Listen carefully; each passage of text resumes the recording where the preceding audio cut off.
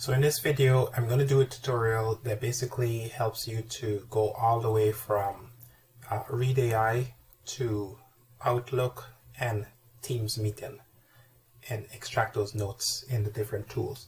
So I actually got this request from one of the viewers on this channel, which I'm pretty thankful for. So first of all, thank you guys for asking a question. And secondly, if you're watching this and you haven't subscribed, please do subscribe. This is the thing I've been told to do. So I've been told to say that I need to ask you for subscription. So if you get value to this video, subscribe. Anyway, so what's the goal here? The goal is to take your notes from Read AI and then pass it into multiple tools. Now the problem is that there's several different tools on the market that can accomplish this task, and I've seen some personal problems with each one of them. So I'm going to give you my best take on how to solve this problem. I'll give you the overview and then we'll go from there. So first, let's just jump right into the actual requirement. So this is literally word for word what the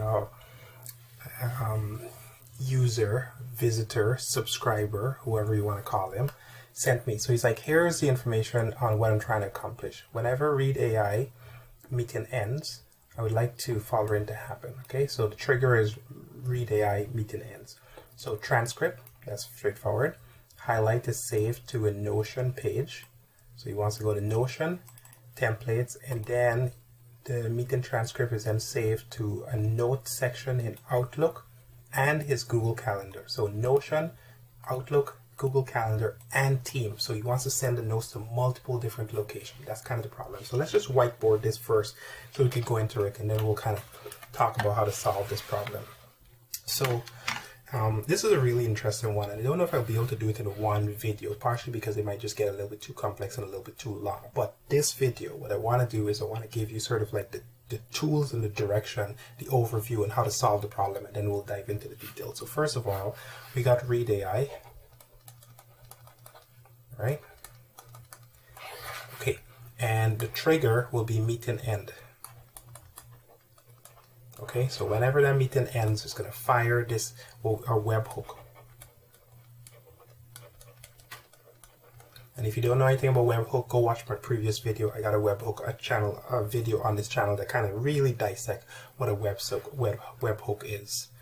So that's one. Now what he's saying is that when this webhook fires, it needs to do multiple things. So you're going to send this webhook and you need to send it to one entry point. Now that one entry point will be either a Zapier, or it could be a Make, right? Or it could be a Flow. That's Microsoft Flow. MS Flow. It doesn't matter. Any one of these tools will do exactly the same thing. Okay, but we're going to pick one for this particular thing. And I think what I'm going to do, I'm going to use Make. Now, normally I would say I'll use Zapier, but I'm going to use Make for this particular one because I think it has the best capabilities. I don't know how to use Make as well, but and then what he's saying is that from here, what he's trying to do is he's trying to push it out to Notion. Let's use a different color.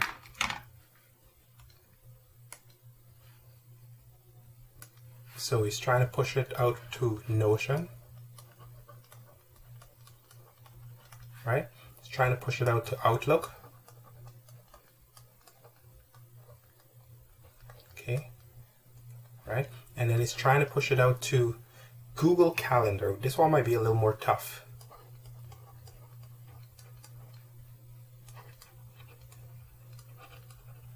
Google Calendar. This one might be a little tough. And then he's also trying to push it back into Teams.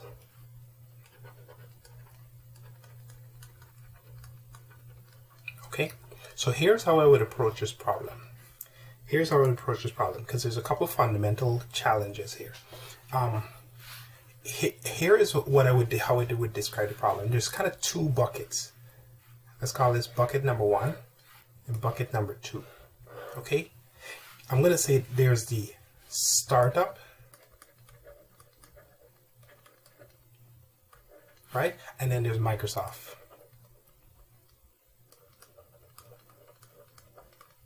And you kind of have to think this way all the time. So there's Microsoft way of doing things, and then there's the startup way of doing things, and they're very, very different. Microsoft is coming from an enterprise way of doing things, right? So everything is, I'm going to argue, more complex. It's just a lot more verboseness to their implementation. The startup way is much more straightforward. Yes, right? Straightforward. So you have to constantly keep this in mind when you're doing this type of stuff. Else what will end up happening, you try to implement a startup implementation to a Microsoft implementation, it doesn't work, you run into problems, etc., etc. So I'm going to show you how I think you should be approaching and solving this problem. And in the next video, we're going to go into the actual details of it, because I want to keep these videos sort of like bite-sized so you can kind of dissect them as you go forward. Okay, so what you're going to do is you're going to classify each one of these types of implementation. And by the way, there's Microsoft and then maybe there's Google, but Google I will lump under the startup umbrella. Google plays nicer with the startup ecosystem, I would say. But it's still kind of outside, right? But it sits within this bucket, okay? And I'll show you what I mean by that later on. So here's what you're going to do. You're going to classify them first. So Read AI, I would classify that as a startup. Okay? Webhook, every single thing Webhook is startup related. So this is straightforward. And I'll show you why I'm doing this in a sec. Zapier, startup. SU. Make, startup. Flow, Microsoft. Okay? Notion, startup. Outlook, Microsoft. Google, we're going to say startup. Okay? My MS Teams, Microsoft.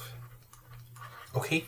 So here's my suggestion. If you're trying to solve any of these type of complex problems, do not mix startup with Microsoft stuff. It doesn't play nicely. This is my own personal opinion about this. This is just from my own personal experience. So here's what you do. All of the things that are related to Microsoft, group the Microsoft activities to Microsoft. So what does that mean? Microsoft Flow is a Microsoft tool. So you're going to have to use it. MS. So in the Microsoft MS world, we got Flow. Okay. We also have Outlook. Okay, and then we have Teams.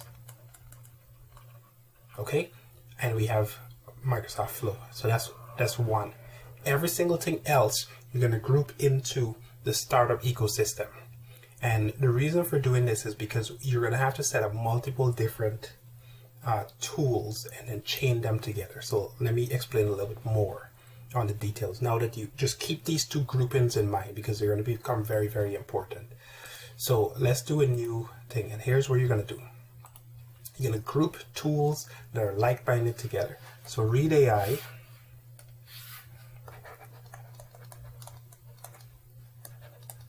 right? We said it's a startup. So you're going to push from a startup to a startup, which is Make in this particular case. Okay? Make. What is Make going to do? Make is going to deal with all the startup related stuff. So the startup related stuff in Notion. Okay, and we'll say Google Calendar.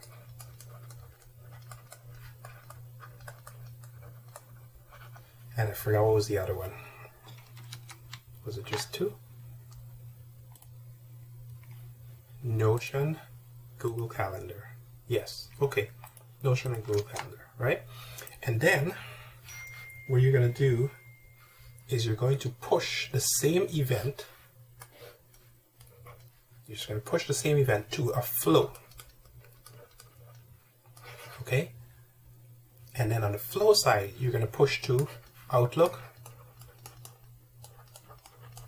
Okay? You're going to push to Teams. And what was the other one? I think that's it. So Outlook and Teams. Google Calendar. Yes, that's how you're going to do it, right? And the reason for doing this is because Microsoft plays really well with its own set of tools. And then you got the startup ecosystem that's going to play well with its own set of tools.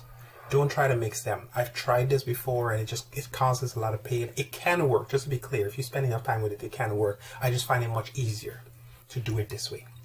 So that's how we're going to solve the problem. In the next video, I'm going to start tackling, because I don't even know if you can push the Notion, and I definitely don't know if you can push the Google Calendar. The challenge I will have with Google Calendar is we need to know exactly which event in Google Calendar we're trying to push to. That's the challenge with this particular one. So this might actually end up being the hardest. The other two are actually pretty straightforward and easy, but this one might be a little harder. So we'll do that in the next video, and then we'll go from there and see what happens. Thanks.